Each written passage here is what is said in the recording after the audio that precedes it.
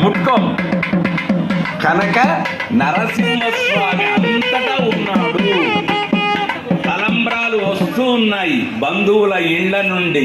7 కొండల రాయడి ఆణి మెరుంగు ముత్యపు తలంబ్రాలు.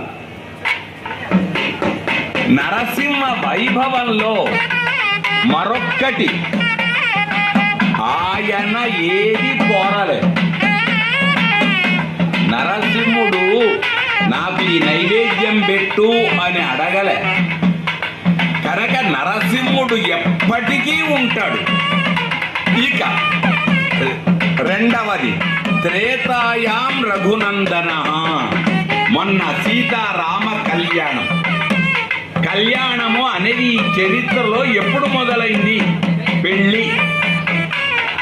ఎవరైనా చెప్పగలుగుతారా? కళ్యాణం